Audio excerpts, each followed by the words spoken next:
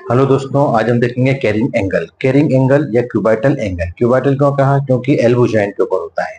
ठीक है। अब इस डायग्राम को आप ध्यान से देखें। इसमें आप देख रहे हैं कि इसमें एक आर्म है हमारा, ये फोर आर्म है, ये हैंड है और ये पूरी बॉडी है, ट्रंक है। ठीक है। इतना आपको कंसर्न ये चीज क्लियर होना चाहिए। तो इन एनाटॉमिकल पोजीशन, अब आप एनाटॉमिकल पोजीशन क्या होता है तो पूछेंगे नहीं, मुझे उम्मीद है कोई, क्योंकि एनाटॉमिकल पोजीशन क्या होती है आप लोग जानते हैं। तो in anatomical position our forearm and hand, हमारा जो फोर आर्म है और हैंड है, ये दोनों क्या होते हैं? Normally about 5 to 15 degree away from the trunk, हमारे ट्रंक से, हमारी बॉडी से 5 से 15 डिग्री करीब दूरी पर होते हैं, है ना। Which is known as the normal carrying angle. इसको हम क्या कहते हैं? नॉर्मल कैरिंग एंगल कहते हैं। या दूसरी भाषा में देखें हम, या इसकी दूसरी डेफिनेशन देखें, या दूसरे तरीके से अगर हम इसको समझें तो देखो, the transverse axis of elbow, ये एल्बो जॉइंट है। तो जो रेड कलर से लाइन आ रही है ट्रांसवर्स एक्सिस से, तो transverse axis of the elbow joint is directed medially and downwards, ये थोड़ी सी मीडियल इस साइड आ रही है और नीचे की तरफ होती है। ठीक है। Due to this the extended forearm is not in straight line with the arm. ठीक है। तो इससे क्या होता है कि जो फोर आर्म है इसके साथ स्ट्रेट लाइन में नहीं है, बल्कि थोड़ा सा डेविएट हुई है, लेटरली, मतलब टुवर्ड्स द रेडियस की तरफ गई है। ठीक है। और इस तरीके से एंड दस मेक्स एन एंगल, और एक एंगल बनाती है कितने डिग्री का? About 170 degree with it. हाँ, इसके साथ कितना? 170 डिग्री का। यहाँ पर ये एंगल जो बन रहा है 170 डिग्री का बन रहा है, दिस एंगल।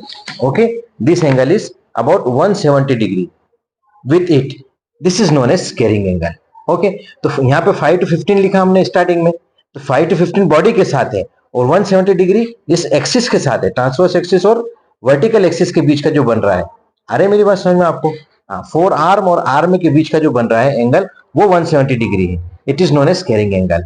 इसकी जो नॉर्मल वैल्यू है कैरिंग एंगल की, यहाँ पे मैंने क्लियर किया आपको, देखो अंडरलाइन करके दिया है कि the normal value is 5 to 15 degree away from the trunk या बॉडी। ठीक है। या 165 to 170 degree towards the it. या इसकी तरफ अगर देखें, यहां से इधर आते हुए देखें तो 170, यहां से इधर आते हुए देखें तो 165 to 170 डिग्री हो जाएगा। Is it clear? Carrying angle क्यों बनता है? अब सबसे पहली चीज है कि कैरिंग एंगल बनने का कारण क्या है, why carrying angle is form.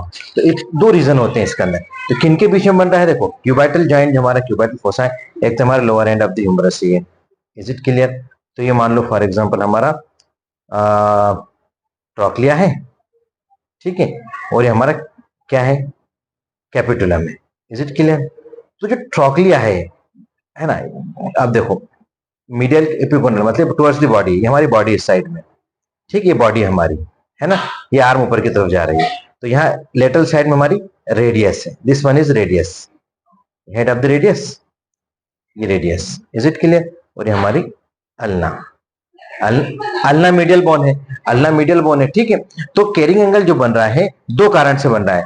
Medial flange of trochlea, जो ट्रॉक्लिया है, ट्रॉक्लिया कैसा बनाते हैं अपन? इस टाइप से बनाते हैं बेटा। ठीक है। तो ये इसका मीडियल फ्लैंग है, फॉर एग्जांपल ये मीडियल साइड में, तो it is lower than the lateral and, ये थोड़ा सा तिरछा होता है, ऐसा थोड़ा सा एंगुलेशन लाइक दिस है ना, ये इस तरीके से। तो medial flange of trochlea 6 millimetre lower than the lateral flange. एक तो ये वजह है। दूसरी वजह क्या है? ये तो superior articular surface of coronoid process of ulna, क्योंकि इसके साथ हमारी जुड़ेगी अल्ना और यहाँ पे कोरोनाइड प्रोसेस है, तो इसकी जो सुपीरियर सरफेस है वो भी थोड़ी सी ऑब्लिक है, और इस ऑब्लिकिटी के कारण, इस तिरछेपन की वजह से हमारा कैरिंग एंगल बनता है। ठीक है। सो कैरिंग एंगल डिसअपियर भी हो जाता है कब? जब full flexion of the elbow होगा, जब एल्बो को फुल फ्लेक्शन करेंगे, so carrying angle disappears in full flexion of elbow and during the pronation of forearm, और या फिर हम जब प्रोनेशन ऑफ फोरआर्म करेंगे तो भी ये डिसअपियर हो जाएगा।